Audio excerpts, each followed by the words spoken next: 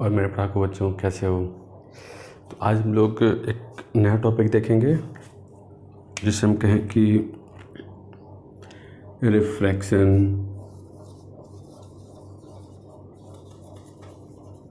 Eight spherical surface. Refraction at spherical surface.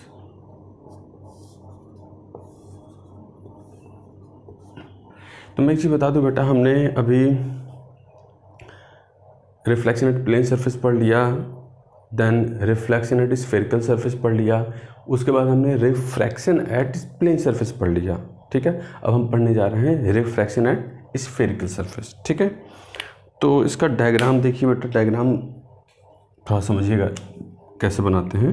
ठीक है, तो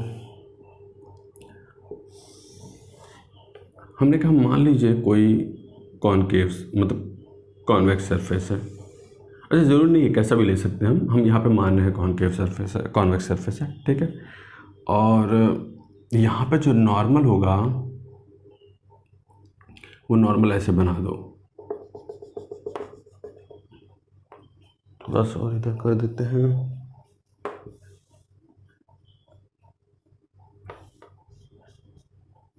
नॉर्मल हम थोड़ा ऐसे बना देते हैं, ये नॉर्मल है बेटा। ठीक है, यानी ये सेंटर ऑफ कर्वेचर होगा।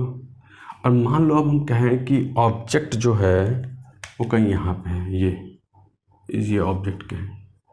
अच्छा, हम ऐसा लेते हैं इसके इस तरफ, मतलब ये मान लो कि ये कोई, देखो है क्या एग्जैक्टली कि इस सरफेस के इधर अलग मीडियम है जिसका हम रिफ्रैक्टिव इंडेक्स मान लीजिए μ1 ले लेते हैं, और उस तरफ अलग मीडियम जिसका रिफ्रैक्टिव इंडेक्स हम μ2 ले लेते हैं। ठीक है, तो हमने कहा कि ऑब्जेक्ट ओ ये है। ठीक है, यहाँ से रेज निकलेंगी, इस पॉइंट पे ऐसे रेज निकली,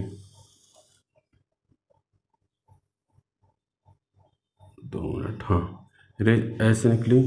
ठीक है, और यहाँ से फिर क्या हुआ, रिफ्रैक्ट होने के बाद समझना, हम ऐसा केस लेके चल रहे हैं कि जो μ2 है वो ग्रेटर देन μ1 है, यानी कि इसका रिफ्रैक्टिव इंडेक्स ज़्यादा है, तो रेज क्या होंगी, बेंड टुवर्ड्स नॉर्मल, नॉर्मल की तरफ बेंड कर जाएंगी। मान लो वो नॉर्मल की तरफ ऐसे बेंड कर गई, और यहाँ पे ठीक है। अच्छा, एक रेज सीधी भी निकलती मान लो, और सीधी ऐसे जाती और यहाँ टकराती, तो फाइनली यहाँ टकराई, तो ये क्या हो जाएगा, इमेज, यहीं पे इमेज बनेगा। ठीक है, इसको हम पोल बोलते हैं बेटा। ठीक है, और यहाँ से हमने परपेंडिकुलर डाल दिया। ठीक है, हम इसे m बोल रहे हैं, इसे n बोल रहे हैं। ठीक है, अब देखना, ये नॉर्मल है, ये एंगल है, ये इंसिडेंट रे है, तो इनके बीच का जो ये एंगल होगा वो एंगल ऑफ इंसिडेंस हो जाएगा। ठीक है, अच्छा, ये नॉर्मल है और ये रिफ्रैक्ट, मतलब ये नॉर्मल है और ये रेड वाली क्या है, रिफ्रैक्टेड रे, तो इनके बीच का एंगल ये क्या हो जाएगा बेटा, एंगल ऑफ रिफ्रैक्शन r। ठीक है, ये होगा, क्लियर है। अब कुछ चीज़ें मान लेते हैं यहाँ पे, देखो ऑब्जेक्ट से जो रेज निकल रही हैं वो एक्स एक्सिस से, मतलब प्रिंसिपल एक्सिस से जो एंगल बना रहे हैं उसे अल्फा बोल दिए। ठीक है, इमेज जो है वो मतलब जो नॉर्मल है सेंटर ऑफ कर्वेचर वाली लाइन पे, जो पॉइंट पे वो कितना बना रहा है, बीटा बना रहा है, और जो इमेज यहाँ बन रहा है वो मान लीजिए गामा बना रहा है। ठीक है, ये कुछ चीज़ें हमने मान ली। अब कुछ चीज़ें लिखेंगे, ठीक है, वो ध्यान दीजिएगा। हम पहले लिख लेते हैं कि फॉर पैराक्सियल रेज, आपको याद होगा मैंने बताया था मिरर के केस में भी लगभग यही चीज़ फॉलो की थी। ठीक है, एकदम वही चीज़ यहाँ पे भी फॉलो होगी। ठीक है, तो पैराक्सियल रेज के लिए क्या होता था, पैराक्सियल रेज के लिए क्या होगा, जब पैराक्सियल रेज की बात करेंगे तो जो n होगा, n वो क्या हो जाएगा, लगभग p हो जाएगा, ये चीज़। और क्या हो जाएगा कि I एंड R क्या होगा, वेरी स्मॉल। ठीक है, तो I और R बहुत स्मॉल हो जाएगा, क्लियर है। यहाँ पे साइन कन्वेंशन फॉलो करेंगे। ठीक है, तो अब देख रहे हैं यहाँ पे हम इसे क्या लिख सकते थे कि अगर मैं कहूँ कि अल्फ़ा,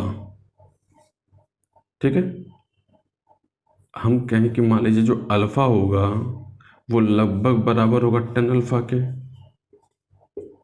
और टेन अल्फ़ा यहाँ से क्या होता है, देखो अल्फ़ा लगभग, क्योंकि अल्फ़ा देखो ये चीज़ होगी जब अभी मैं निकालूंगा आई को अल्फ़ा, मतलब अल्फ़ा के को आई और आर के टर्म में निकालूंगा, यानी आई और आर अगर बहुत छोटा है तो अल्फ़ा और बीटा गामा तीनों बहुत छोटे होंगे, तो उस केस में अल्फ़ा जो होगा वो टेन अल्फ़ा के बराबर होगा लगभग, और टेन अल्फ़ा की वैल्यू डायग्राम से क्या होता M N by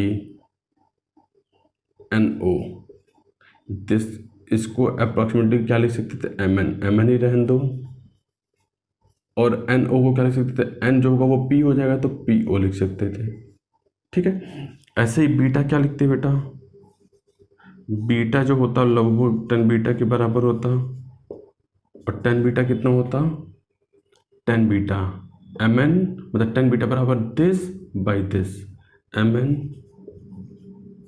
by N C लगभग बराबर होगा एम एन, क्योंकि एन जो था वो पी हो चुका था तो पी सी, ठीक है। ऐसे ही गामा की बात करें, गामा क्या हो जाएगा लगभग tan gamma,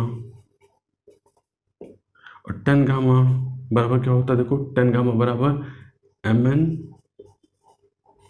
by N I, या लगभग बराबर होगा M N by P I. ये क्लियर है, ठीक है।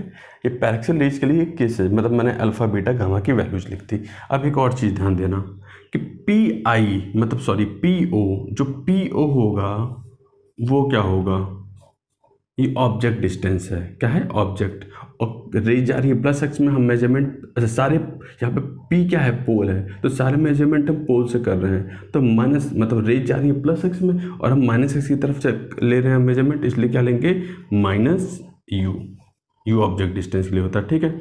देन अच्छा पी सी क्या होगा, ये होगा प्लस आर, देखो ना इसे रेडियस ऑफ कर्वेचर ही तो है पी सी, ठीक है।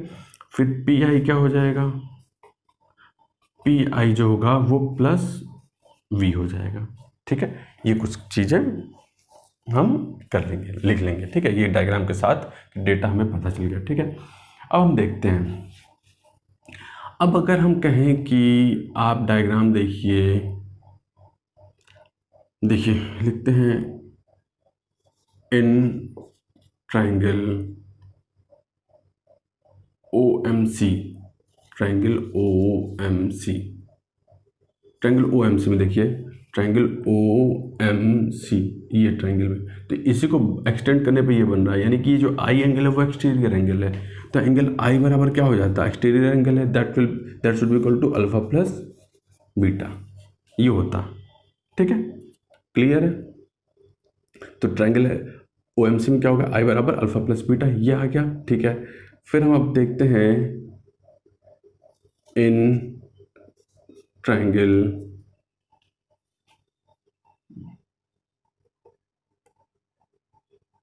सी एम आई में, इन ट्राइंगल सी एम आई में, देखो ध्यान से सी एम आई में, सी एम आई में हम कह सकते थे कि बीटा जो है that will be exterior angle, तो यहाँ पे बीटा कितना लिखते, बीटा लिखते हम आर प्लस गामा, लेकिन हमें आर चाहिए, तो आर बराबर क्या हो जाता है बेटा, बीटा माइनस गामा, ठीक है। मतलब इसे चाहे तो इक्वेशन 1 लिख दो, इसे इक्वेशन 2 लिख दो, क्लियर है। आई और आर हमें पता चल गया, ठीक है। अब हम क्या करते हैं, अप्लाइंग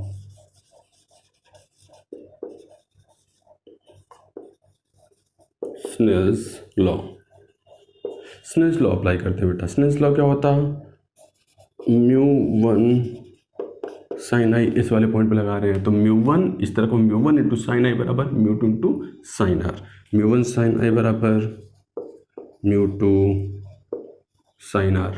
अच्छा हमें ये पता है कि आई और आर बहुत स्मॉल है, तो उस केस में हम इसे म्यू वन साइन आई को सिर्फ आई लिख सकते थे बराबर म्यू टू साइन आर को सिर्फ आर लिख सकते थे, सही है। यहाँ से हम देखते फिर म्यू वन, अच्छा आई की वैल्यू यहाँ से रखो कितना अल्फ़ा प्लस बीटा बराबर म्यू टू। अच्छा आर को क्या लिख सकते थे यहाँ से, बीटा माइनस गामा। ठीक है, अब क्या करते हैं बेटा, अल्फ़ा बीटा और गामा की वहाँ से वैल्यू रख देते हैं यहाँ से। क्या आता देखो, अल्फ़ा आता M N by P O plus beta कितना आता M N by P C बराबर mu to.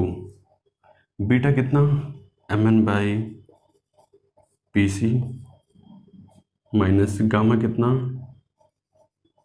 M N by P I. ठीक है बेटा, इतना आ गया। देखो एम एन तो कट जाएगा। ठीक है, अब क्या करते हैं, म्यू वन मैं वैल्यू रखता हूँ, पी ओ की वैल्यू यहाँ से कितना minus U plus P C कितना प्लस आर बराबर म्यू टू। पी सी कितना plus R minus P I कितना प्लस वी। ठीक है बेटा, यह आ गया। अब क्या करें, यहाँ पे v वाली चीज़ को इधर लाइए और r वाली चीज़ को उधर ले जाइए। लिखते हैं इसे, देखो minus mu one by U इधर ही रह गया। अच्छा minus mu two by V इधर से इधर आएगा तो प्लस हो जाएगा, plus mu two by V. अब ध्यान देना, अच्छा ये कितना था म्यू वन बाई आर, उधर जाएगा तो minus minus mu one by R और पहले से कितना है plus mu two by R. इसे थोड़ा सा मतलब मॉडिफाई करके लिखते हैं, म्यू टू बाई वी पहले लिखो, लिखो म्यू टू बाई वी फिर minus mu one by U is equal to mu two minus mu one by R, क्योंकि आर सेम है तो म्यू टू पहले तो mu two minus mu one by R. This is the refraction formula at spherical surface. यही formula हमें prove करना था। ये क्या है, formula for refraction at spherical surface. ठीक है बेटा, ये फॉर्मूला था। ठीक है, तो मैं फिर से बता दूं, देखो हमने जो स्फेरिकल मिरर में जो फॉर्मूला प्रूफ किया था, मेरा फॉर्मूला लगभग वैसा ही किया है, कुछ नहीं करना, बस उसमें टकरा के वापस आते थे, उसमें टकरा के मतलब उस तरफ चली गई। ठीक है, हमने सिंपल सा ऑब्जेक्ट जहाँ था वहाँ ओ ले लिया, अल्फा एंगल बना दिया, सेंटर ऑफ कर्वेचर पे बीटा ले लिया और जहाँ इमेज बनना था वहाँ पे गामा ले लिया। Angle of incidence incident ray और नॉर्मल के बीच का एंगल आई हो गया, नॉर्मल और रिफ्रैक्टेड रे के बीच का एंगल आर हो गया। इधर म्यू वन ले लिए, उधर म्यू टू ले लिए। म्यू टू बड़ा था, इस तरफ का बड़ा था, इसलिए इस तरफ जो रेज है वो बेंड्स टुवर्ड्स नॉर्मल, नॉर्मल की तरफ बेंड कर गई और ऐसे इमेज बन गया फाइनली। ठीक है, हमने सारे केसेस फॉर पैराक्सिल रेज ये चीज़ें लिख ली। ठीक है, मतलब समझना, ये डायग्राम के नीचे लिखना है, जैसे जैसे लिखें एग्जैक्टली वैसे ही आपको लिखना होगा। ठीक है, यानी आप कह सकते थे कि ये जो चीज़ है, ब्लू लाइन से खींच देता उसको, आपको ज़्यादा क्लियर होगा ये चीज़। देखो कि ये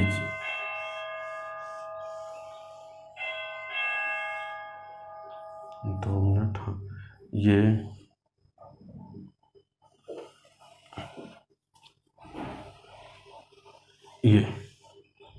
इधर वाली चीज़ थी। ठीक है, समझ में आ गया, तो इसे नोट कर लीजिए बेटा। ठीक है, इसे नोट कर लीजिए। चलिए पे एक और चीज़ देख लेते बेटा, वो मैग्निफिकेशन।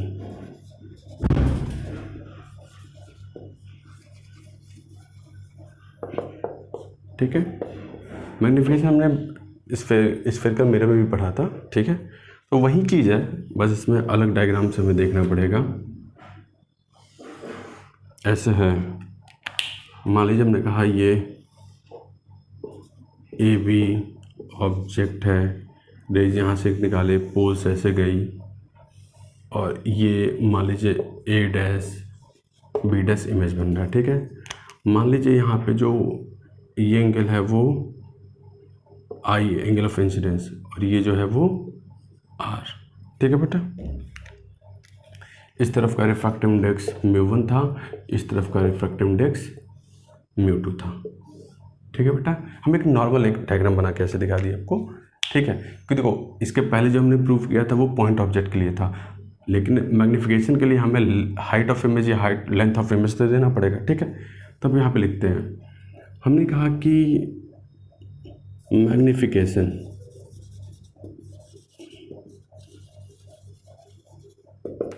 m बराबर क्या होगा, वो होता है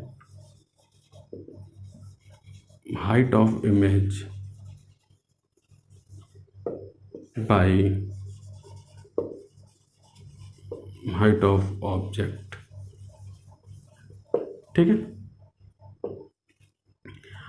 अब यहाँ पे देखो height of image by height of object मतलब HI/HO ये होगा, क्लियर है। अब यहाँ पे कुछ चीज़ें मैं डायग्राम के हिसाब से लिख देता हूँ बेटा, कि यहाँ पे जो हाइट ऑफ ऑब्जेक्ट होगा वो AB होगा, ठीक है। जो हाइट ऑफ इमेज होगा वो क्या होगा, -A'(B' होगा, क्योंकि वो नीचे की तरफ बन रहा है, ठीक है। अब यहाँ पर अगर हम लिखते तो ये लिखते ना स्नेल्स लॉ से, स्नेल्स लॉ से हम क्या लिखते बेटा कि μ1 sin I बराबर μ2 sin R लिखते, ठीक है। तो यहाँ से अच्छा हमें ये पता है हम किसके लिए बात कर रहे हैं, पैरेक्सियल रेज। पैरेक्सियल रेज के लिए I और R क्या होता है बहुत स्मॉल होता है। तो μ1 sin I, जो sin I है उससे हम क्या लिख सकते थे, tan I, ठीक है, बराबर μ2, अच्छा sin R की जगह क्या लिख सकते थे, tan R। चलो μ1 tan I, वहाँ से देखो tan I डायग्राम से क्या लिख सकते थे बेटा, tan I लिख सकते थे AB बाई ये P है बेटा, PB, ठीक है। अच्छा मैं यहाँ पे ये भी लिख देता हूँ कि PB क्या होगा -U और PB डैश क्या होगा +B, ठीक है। AB बाई PB, अच्छा μ2 इंटू tan R क्या हो जाएगा, tan R हो जाएगा tan R बराबर A'(B' by PB dash, A'(B' by PB dash, ठीक है। ये हो गया बेटा। अब यहाँ पे क्या करें, हम लिखते हैं वैल्यू सारी पुट कर दो यहाँ से, है तो क्या आ जाएगा, देखो यहाँ से आ जाएगा μ1 इंटू AB कितना HO बाई PB कितना -U μ2 A'(B' कितना